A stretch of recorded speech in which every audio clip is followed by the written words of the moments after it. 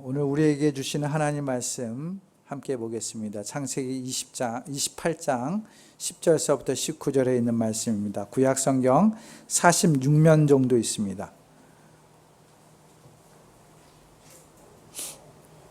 창세기 28장 10절에서 19절에 있는 말씀. 잘 있었으면 우리 같이 함께 10절서부터 19절까지 봉독합니다. 하나님의 말씀을 함께 봉독할 때에 주님의 음성을 들을 수 있길 바랍니다. 같이 함께 한 목소리로 봉독합니다. 야곱이 브엘세바를 떠나서 하란으로 가다가 어떤 곳에 이르렀을 때에 해가 저물었으므로 거기에서 하룻밤을 지내게 되었다. 그는 돌 하나를 주어서 베개를 삼고 거기에 누워서 자다가 꿈을 꾸었다. 그가 보는 땅에 층계가 있고 그 꼭대기에 닿은가 있고 하나님의 천사들이 그 층계를 오르락 내리락 하고 있었다. 주님께서 그 층계 위에 서서 말씀하셨다. 나는 주 너의 할아버지 아브라함을 보살펴준 하나님이요 너의 아버지 이삭을 보살펴준 하나님이다. 내가 지금 누워있는 이 땅을 내가 너와 너의 자손에게 주겠다. 너의 자손이 땅의 티끌처럼 많아질 것이며 동서남북 사방으로 퍼질 것이다. 이 땅 위의 모든 백성이 너와 너의 자손 덕에 복을 받게 될 것이다. 내가 너와 함께 있어서 내가 어디로 가든지 너를 지켜주며 내가 너를 다시 이 땅으로 데려오겠다. 내가 너에게 약속한 것을 다시 이루기까지 내가 너를 떠나지 않겠다. 야곱은 잠에서 깨어서 혼자 생각하였다. 주님께서 분명히 이곳에 계시는데도 내가 미처 그것을 몰랐구나. 그는 두려워하면서 중얼거렸다. 이 얼마나 두려운 곳인가. 이곳은 다름 아닌 하나님의 집이다. 여기가 바로 하늘로 들어가는 문이다. 야곱은 다음날 아침 일찍이 일어나서 베개 삼아 벤 그 돌을 가져다가 기둥으로 세우고 그 위에 기름을 붓고 그곳 이름을 베델이라 하였다. 그 성의 본래 이름은 루스였다. 아멘. 이것은 주님의 말씀입니다. 감사합니다. 아멘. 오늘의 말씀은 베델에서 만난 하나님에 대한 제목을 가지고 말씀을 전하고자 합니다. 오늘 말씀은 우리가 너무도 잘 아는 말씀입니다. 우리가 잘 아는 한 인물이 등장하죠. 야곱이라는 인물이 등장합니다. 야곱의 이름의 뜻이 무엇입니까? 발꿈치를 잡았다라는 뜻을 가지고 있습니다. 걷는 중 누구든지 누군가가 발꿈치를 붙들면 10중8구 넘어질 수밖에 없는 것이죠. 이처럼 이름의 의미처럼 야곱은 누군가에 기대거나 누구의 발을 붙잡아서 그 사람은 넘어질지 모르지만 자신의 축복을 추구하며 살았던 사람임을 우리는 이 이름의 뜻을 통해서 알 수 있을 것 같아요. 태어날 때는 형 에서의 발꿈치를 붙잡고 나왔습니다. 어떤 때는 팥죽을 쏘아서 에서의 장자권을 샀어요. 그리고 아버지 이삭의 임종이 가까웠을 때는 어머니 리브가의 조언을 따라서 장자가 받을 축복을 가로채기도 했습니다. 또한 밧단 아람이라는 외삼촌 라반의 집에서는 본인이 원하지는 않았지만 4명의 부인을 두었습니다. 그 부인 아래 12아들과 딸 하나를 얻게 되었죠. 그는 외삼촌에게 제대로 품값을 받지 못한 상황을 근거로 스스로 자신의 재산을 증식해 나가기도 했습니다. 라헬이 훔친 드라빔까지 얻어 고향으로 귀환하는 사건을 또한 보게 되죠. 브니엘이라는 곳에서 천사와 씨름한 끝에 이스라엘이라는 축복된 이름을 얻기까지 합니다. 이러한 삶을 살아간 야곱의 인생을 어떤 사람은 사기꾼, 속이는 자라는 그런 말로 폄하하기도 합니다. 그러나 또한 어떤 사람은 삶의 열쇠함, 그것을 만회하기 위해서 할 수 있는 한 최선의 노력을 다한 사람으로 평가하기도 합니다. 둘째로 태어났기 때문에 자신에게 올 이득이 별로 없다라고 생각해서 자기 남은 대로 열심히 최선을 다했다라는 것이죠. 그럼에도 최종적으로 이스라엘, 하나님과 겨루어 이기다라는 이름을 얻게 됩니다. 야곱은 하나님의 축복을 얻어낸 이스라엘 민족의 조상으로 그 자리매김을 한 사람이었어요. 결과적으로는 좋았죠. 최종적으로는 좋았습니다. 그러나 그런 결과를 얻기까지 그가 살아온 인생사는 결코 순탄치 않았습니다. 단순한 삶이 아니었습니다. 그래서 그는 이집트의 바로 앞에 섰을 때에 그가 자신의 인생을 무엇이라고 고백합니까? 창세기 47장 9절 말씀은 이렇게 이야기합니다. 이 세상을 떠돌아다닌 횟수가 100년하고도 30년입니다. 저의 조상들이 세상을 떠돌던 횟수에 비하면 제가 누린 횟수는 얼마 되지 않지만 험악한 세월을 보냈습니다. 여기서 험악하다라는 말은 일반적으로 나쁘다, 좋지 않다라는 뜻을 가지고 있어요. 이걸 좀 더 살펴보면 신체적인 고통이나 정신적, 감정적인 고통을 가리킬 때 험악했다라는 표현을 쓰기도 한다고 합니다. 또한 도덕적으로나 신앙적으로 하나님의 뜻에 배치되는 행동을 했을 때에 험악하다라고 이야기한다는 것이에요. 그래서 야곱의 삶은 단순히 좋지 않다, 나쁘다 정도의 표현이 아니라 그 삶이 감정적으로, 정서적으로, 육체적으로 굉장히 힘든 인생을 살았다라는 것을 그 말 하나를 통해서 알 수 있다라는 것이죠. 숱한 우여곡절을 겪으면서 살아왔던 야곱의 이러한 인생살이를 보면서 우리도 그러한 모습으로 살고 있구나, 야곱과 우리의 인생에 별반 차이가 없구나라는 것을 느끼기도 합니다. 그래서 어떤 사람은 다른 성서의 인물보다 야곱이 우리에게 더 공감이 가는 것은 야곱이 살아온 인생이 우리와 비슷하기 때문이다라고 말하기도 합니다. 그럼에도 성경에서 중요하게 말씀하고 있는 것이 무엇입니까?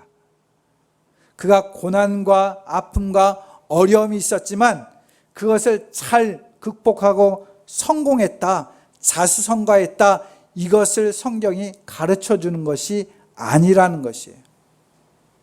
더 중요한 것은 성서가 야곱의 이야기를 다루고 있는 것은 그러한 어려운 인생 속에서도 때로는 성공하기도 하는 그런 인생 가운데 있었지만 그 인생 속에 하나님을 만났다라는 것이 중요하다라는 것을 성경은 이야기하고 있다는 것이죠. 야곱의 인생을 이끄신 것이 누구냐? 하나님이셨다라는 것을 핵심적으로 다루고 있는 것입니다. 오늘 본문은 야곱의 초반 인생 여정의 한 장면을 소개하고 있어요. 그는 어머니의 조언을 받들어 아버지 이삭을 속였어요. 그리고 형 에서의 분장을 하고 들어가서 형이 받아야 될 축복을 받았지요. 뒤늦게 형이 그 사실을 알고 분노하였어요. 그래서 형을 피하여서 야곱은 외삼촌 라반이 사는 밧담 아람, 그런 하란이라는 곳으로 길을 떠나게 됩니다. 고향집과 부모를 떠나 언제 돌아올지 모르는 길로 나아가게 된 것이죠. 원래 야곱은 장막에 거하는 사람이었어요. 조용하게 사는 사람이었어요. 창세기 25장 27절 말씀에 보면 야곱은 장막에 거했다라고 표현하고 있어요. 에서처럼 사냥을 즐기거나 돌아다니는 들의 사람이 아니었던 것이에요. 그렇기 때문에 여행을 한다라는 것은 쉬운 일이 아니었던 것이죠. 여행길은 익숙하지 않은 길이었어요. 더군다나 그 길은 가기 싫은 길이었어요. 그런 의미에서 야곱의 여행길은 시작부터 끝까지 고난이 예상된 길이었다는 것입니다. 우리도 마찬가지 아닙니까? 축복된 삶을 찾아 성공하는 듯 보여도 때로는 어느새 어두움이, 고난이 우리 삶을 에워싸기도 합니다. 그래서 삶의 어둠과 고난은 우리 삶의 일부라는 사실을 인정할 수밖에 없는 것이 우리의 현실입니다. 오히려 성경은 뭐라고 합니까? 고난을 벗삼아 삶을 사는 것이 지혜로운 삶의 자세라고 말해주기까지도 한다는 것이죠. 그래서 오늘 야곱에게 일어났던 사건을 보면서 우리에게 향하신 하나님의 교훈이 무엇인가 함께 나누고자 합니다. 그 중에서 앞에서 이야기한 것처럼 야곱이 만난 하나님은 어떤 하나님인가, 우리가 이 말씀을 통해서 우리도 우리의 인생 가운데서 여러 가지 우여곡절이 있지만, 고난이 있지만 하나님을 만나는 그러한 삶이 되어야 한다라는 생각으로 말씀을 전하고자 합니다. 야곱이 만난 하나님, 그 첫 번째는 뭡니까? 앞날을 약속하신 하나님, 미래를 보장하시는 하나님을 만났다라는 것이에요. 오늘 본문 13절에서 14절 말씀입니다. 같이 함께 13절 14절 봉독하겠습니다. 다시 한번 시작.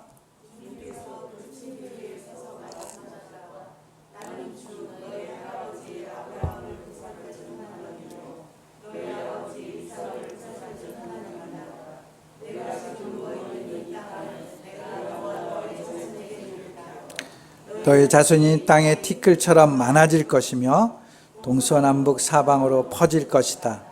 이 땅의 모든 백성이 너와 너희 자손 덕에 복을 받게 될 것이다. 아멘. 미래에 대해서 말씀하고 있어요. 야곱은 기약 없이 밧담 아람에 있는 삼촌 라반의 집으로 향해 길을 떠나게 되었죠. 언제 돌아올지 모릅니다. 그의 인생이 어떻게 될지 모릅니다. 두려움과 염려와 걱정으로 가득 찼을 것이에요. 그러한 마음의 상태가 본문 11절에 해가 저물었다라는 표현으로 이야기할 수 있을 것 같아요. 바로 야곱의 심경, 지금 심경은 해가 저물고 어두워지는 그 상황처럼 그 마음도 어두워졌을 것입니다. 우리도 갑작스럽게 병에 걸리거나 사업이 하루아침에 도산하거나 자녀에게 문제가 생기거나 내가 예상하지도 않은 일들을 만나게 되면 어떻습니까? 마음이 어두워지죠. 해가 저문 것처럼 어둡게 되고 맙니다.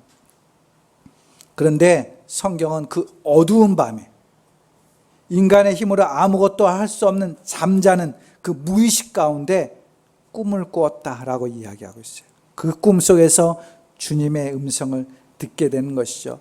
막연한 미래, 어떻게 알 수 없는 그 미래지만 주님께서 소망의 말씀을 해주시는 것이, 이 땅이 너희 땅이 될 것이다, 너희 자녀가 번성하게 될 것이다, 소망을 주는 거예요. 염려하지 말아라, 걱정하지 말아라, 네 앞날은 내가 책임져 주겠다, 그 말씀을 하고 있다고 봅니다. 그렇습니다. 우리는 한 치 앞도 내다볼 수 없는 연약한 인생입니다. 그럼에도 우리의 길을 인도하시는 분은 하나님이신 것이에요. 주님께서는 우리의 길을 예비해 주십니다. 그래서 성경은 여호와 이레라고 말씀하기도 하지 않습니까? 작은 것 하나라도 하나님께서 우리의 길을 이끌어 주신다는 것이에요. 하나의 글을 소개하고자 합니다. 예전에 가이드 포스트에 실린 글이라고 합니다.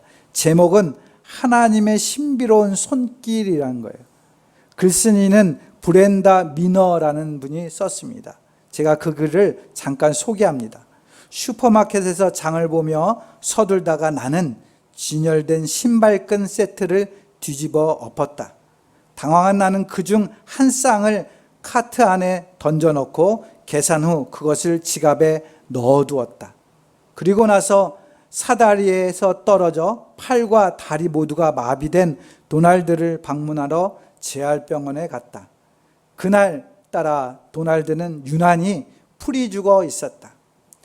브렌다, 때때로 하나님께서 나를 더 이상 돌봐주시지 않는다는 생각이 들어요 라고 도날드가 말했다. 그분이 돌봐주신다는 것을 당신도 잘 알잖아요 라고 대답했지만 막상 그를 위로할 적당한 다음 말을 찾을 수가 없었다. 우리는 서로 말을 잃고 말았다. 내가 막 가려고 할 때 도날드가 말했다. 어떻든 말이죠. 간호사가 내 신발끈을 끊어뜨렸어요. 하나 사다 줄래요? 나는 지갑을 열어 슈퍼마켓에서 산 신발끈 한 쌍을 내놓았다. 우리는 서로 놀라며 그것을 물끄러미 바라보았다. 나는 그의 신발에 끈을 맸다. 신발끈이라니. 끈이 닳도록 신고 다닐 수도 없는 신발을 위한 신발끈이라니. 그렇다고 양손으로 끈을 맬 수도 없는 도날드를 위해 신발끈이 필요할 줄을 누가 알았으랴. 도날드, 하나님께 부탁드리기도 전에 신발끈 같은 것까지 챙겨주시는 하나님이시라면 보다 중요한 일도 돌봐 주실 것이 틀림없어요. 나는 말했다. 그의 얼굴에 미소가 번졌다. 그래요, 당신 말이 맞아요. 나도 그럴 것이라는 확신이 들어요. 신발끈, 낙담스러울 때마다 이 신발끈 한 쌍을 생각해낸다. 그리고 하나님께서 나 또한 돌봐주실 것을 믿는다. 내 신발끈까지 하나님의 손길 안에 있음을 나는 안다. 이렇게 고백하고 있습니다. 우연치 않게 신발끈을 사게 되었는데 그 신발끈이 도날드라는 사람에게 필요하게 된 거예요. 이 모든 것이 하나님의 손길 안에 있었다라고 이 사람은 고백하고 있는 것이죠. 그렇습니다. 자그마한 이야기지만, 소소한 이야기지만 우리 삶 속에 필요한 부분을 하나님께서 예비해 주실 것입니다. 이스라엘 광야길에서 인도했을 때 무엇이 그들을 이끌어 갔습니까? 불과 구름 기둥으로 이스라엘 백성들을 이끌어 갔어요. 근데 불과 구름 기둥은 뒤에 있지 않았어요. 늘 앞에서 이스라엘 백성들을 이끌어 갔다라는 것이죠. 앞에서 하나님께서 늘 준비하시고 인도해 주시는 것입니다. 그렇기 때문에 우리는 내 안에 있는 연약하고 힘들고 고난스러운 것만 바라보는 것이 아니라 내 앞을, 내 미래를 보장하시고 인도하시는 그 주님을 바라볼 수 있기를 바랍니다. 본문에서 야곱이 만난 하나님은 나와 함께 하시는 하나님이다라고 말할 수 있을 것 같아요. 오늘 본문 15절 말씀입니다. 같이 함께 15절 말씀 읽습니다. 함께 봉독합니다. 시작.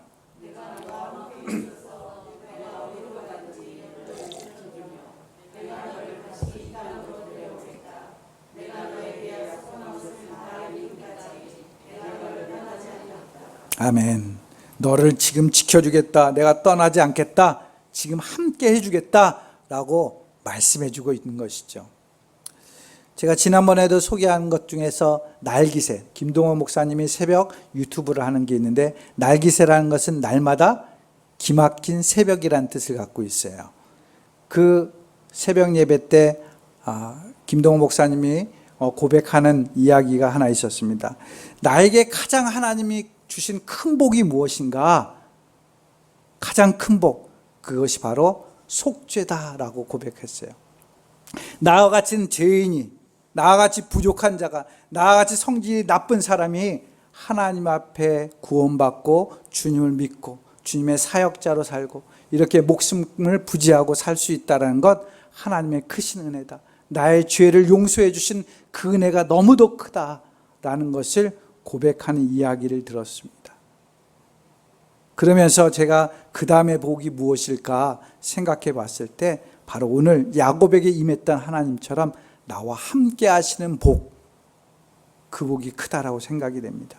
우리와 함께 하시는 하나님은 귀한 은총이며 복입니다. 그런데 함께 하시는 하나님은 우리가 너무도 좋지 않습니까? 그렇죠? 하나님이 함께 하신다면 얼마나 좋습니까? 근데 그 함께 하고 있는 사람은 누구인가? 어떤 사람인가 한번 생각해 보게 됩니다. 사람은 누구나 좋은 사람, 나에게 이익이 되는 사람, 나에게 도움을 주는 사람, 마음이 따뜻한 사람, 정이 많은 사람, 그 사람은 누구나 함께 하기를 원합니다. 그렇지 않아요? 나쁜 사람과 함께 하기를 원하는 사람은 아무도 없어요. 좋은 사람 함께. 근데 하나님이 함께하고 있는 나는 과연 어떤 사람인가?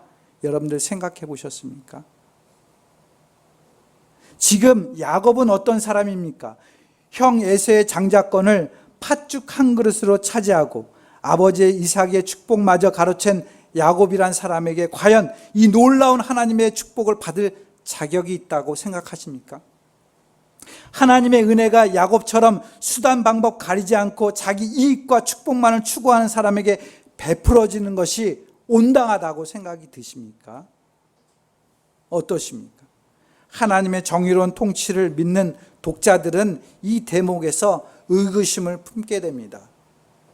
하나님의 축복을 받는다면 일반적으로 자격을 갖춘 사람, 도덕적으로 허물이 없는 사람, 그런 사람들에게 은혜와 축복이 내려지는 것이 당연한 것 아닌가? 어떻게 생각하십니까? 그러나 성경은 그렇지 않다는 거예요. 기독교의 신학은 이거와 정면으로 배치된다는 것이에요. 기독교 신앙은 어떤 신앙입니까? 예수 십자가의 은혜로 죽을 수밖에 없는 죄인이 의인이 된 삶을 사는 것이 기독교의 진리인 것이에요. 완벽한 자, 온전한 자를 택해서 그를 구원하는 것이 아니라 부족하고 연약하고 죄가 많지만 그들을 위해서 예수님께서 십자가에 지시고 그들을 의롭다고 칭해주는 것이 바로 우리의 신앙인 것이죠. 이 세상에서 도덕적으로 흠이 없고 의로운 사람만이 하나님의 은혜를 받을 수 있어야 된다는 그런 주장은 참된 신앙이 아니에요. 신구약 성경의 공통적인 주장과 가르침은 이와 다릅니다. 중요한 것은 은혜를 주시기로 결정하신 분 마음이라는 것이에요. 하나님 뜻대로 주시는 것이죠. 마가복음 2장 17절 말씀 그래서 이렇게 이야기합니다. 예수께서 그 말을 들으시고 그에게 말씀하셨다. 건강한 사람에게는 의사가 필요하지 않으나 병든 사람에게는 필요하다. 나는 의인을 부르러 온 것이 아니라 누구를 부르러 왔다고요? 죄인을 부르러 왔다. 하나님께서 은혜를 주고자 마음먹은 것은 죄인에게 은혜를 주겠다, 구원을 주겠다라는 것이에요. 우리는 하나님이 주시는 은혜로 살아가는 존재입니다. 하나님의 무한히 크신 은혜가 없다면 우리는 지극히 불행한 삶을 살 수밖에 없는 것이죠. 우리는 모두 하나님 앞에 의로운 존재가 아니에요. 나와 함께 하시는 하나님은 너무 좋은데 그 속에 있는 나는 부끄러운 존재, 연약한 존재. 그래서 내가 하나님과 함께하는 축복을 받는다는 것은 너무도 감사한 일이에요. 이것을 우리는 잊어서는 안 된다는 것이죠. 지금 여러분들이 나와 함께하는 하나님 난 믿습니다 라고 고백할 때는 하나님만 바라보면 안 돼요. 나는 그 안에서 부족하고 부끄러운 존재, 함께할 수 없는 연약한 존재임에도 불구하고 함께하고 있구나, 이 사실을 깨달아야 되는 것이에요. 그럴 때 내 신앙의 삶 속에 참된 감사가 이루어진다는 것이에요. 축복을 받을 수 없는 사람이 축복을 받았다, 이것은 바로 야곱의 이야기인 것이에요. 그것이 단순히 야곱의 이야기만 되는 것이 아니라 나도 야곱과 같이 부끄러운 존재지만 하나님께서 함께 하시는구나, 이 사실을 우리가 알면서 감사할 수 있는 성도들이 될 수 있기를 바랍니다. 마지막으로 세 번째로는 일상에서 만나는 하나님이라는 것이에요. 일상에서 만나는 하나님. 오늘 본문 18절에서 19절 말씀입니다. 같이 함께 읽겠습니다. 18절 19절 시작.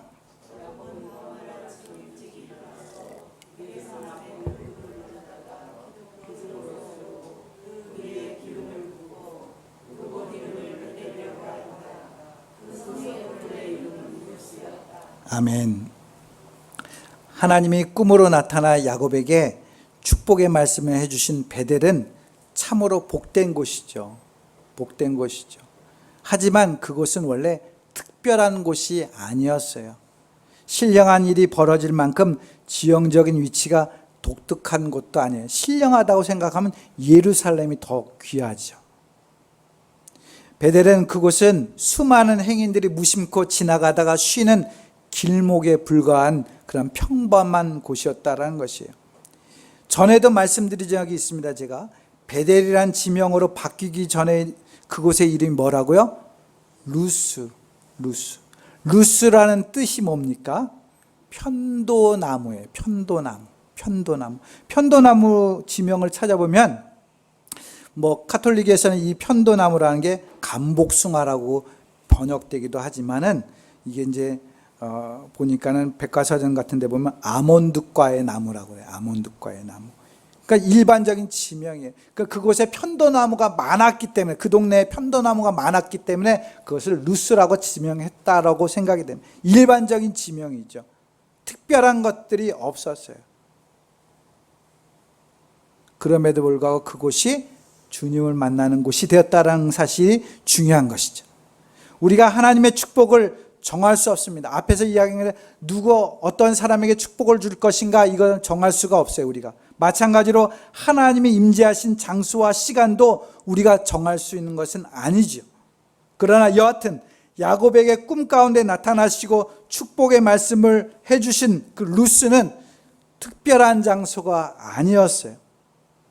베델, 즉 하나님의 집, 하늘문이라는 지명은 꿈을 꾼 사건 이후에 불려지게 된 것이라는 것이에요.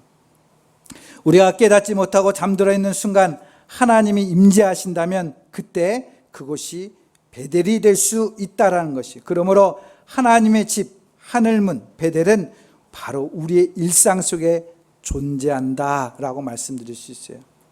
무슨 뜻이냐면 야곱이 깨달았을 때 우리의 깨달음만이 일상의 평범한 시간과 장소를 거룩한 하나님의 집, 하늘문으로 변화시킬 수 있다는 것입니다. 그래서 우리는 이 평범한 일상을 소중히 여기. 왜? 내가 일상의 평범한 삶을 살아가는 그 순간에 하나님이 임재할 수 있기 때문에 그렇습니다. 레위기는 너희의 하나님인 나 주가 거룩하니 너희도 거룩해야 한다라고 말씀합니다. 우리의 일상을 거룩하게 사는 법이 무엇입니까? 어떻게 하면 우리 일상이 모두가 거룩하게 하나님의 임재를 경험할 수 있습니까? 일상 속에서 언제 찾아오실지 나타나실지 모를 하나님의 임재와 현존에 우리는 민감해야 돼요. 민감해야 돼요. 민감하지 않으면 알 수 없는 것이죠. 그래서 성서는 손님이나 지나가는 행인에게 선의를 베풀라는 거예요. 누구든지 선한 사람, 그 지나가는 사람 행인에게 선한 일을 베풀다 보면은 누구를 만나게 돼요? 천사를 만나게 되는 거예요. 히브리서 13장 2절에 그런 이야기를 하고 있는 것이죠. 또한 줄이고 목마른 자에게 식량과 물을 공급하라는 것이에요. 연약한 사람들에게 계속 대접하라는 것이에요. 근데 그 일을 하다 보면 그 일이 뭐가 되는 것입니까? 주님을 먹이고 섬기는 일이 된다라고 마태복음 25장에서는 이야기하고 있다는 것이죠. 우리의 일상에서 영적인 감수성을 유지하면서 사는 수밖에 없습니다. 그럴 때 어느 순간 하나님을 접하고 하나님을 만지고 하나님을 만나는 거룩함에 닿을 수 있게 되는 것입니다. 그렇기 때문에 우리의 일상이란 애당초 신성하고 거룩한 것이라고 생각해야 될 것이에요. 아, 내가 지금 예배드린 것 신성하고 거룩한 것이다. 내가 밖에 나가서 사람들하고 이야기하는 것도 거룩한 것이다. 신성한 것이다. 내가 가정 속에서 살림을 하고 직장에서 일을 하는 것 거룩한 것이다. 왜? 어느 순간에 주님을 만날 수 있기 때문에 그렇습니다. 신성한 계시의 장소, 축복의 말씀을 체험하는 그런 베델과 같은 장소가 될 수 있기 때문에 그렇습니다.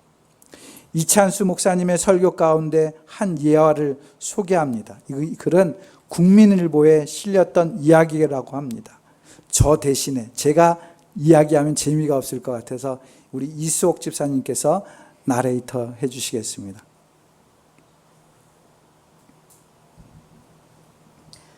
(1년 9개월간) 백혈병과 씨름하다 최근 세상을 떠난 초등학교 6학년 어린이의 투병일기를 보았다.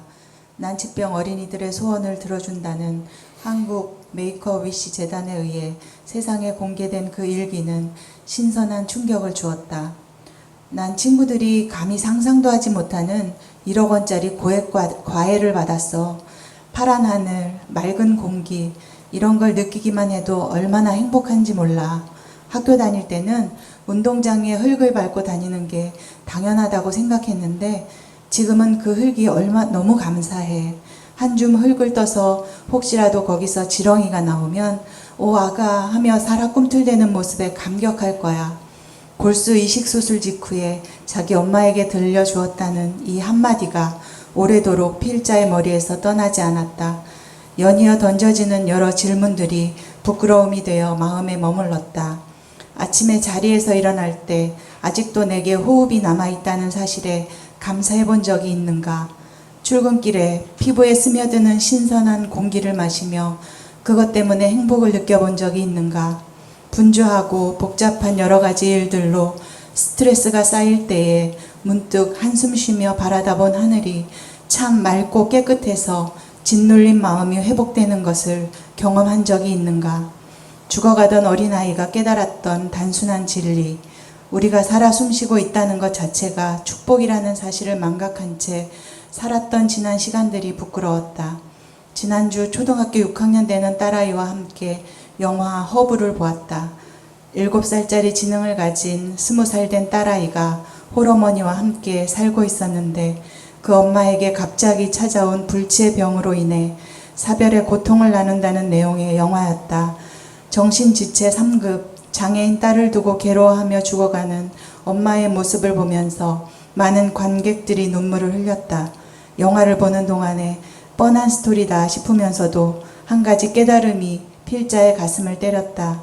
그 영화 속의 두 모녀와는 달리 나와 내 가족들에게는 아직 기회가 남아있다는 것이었다.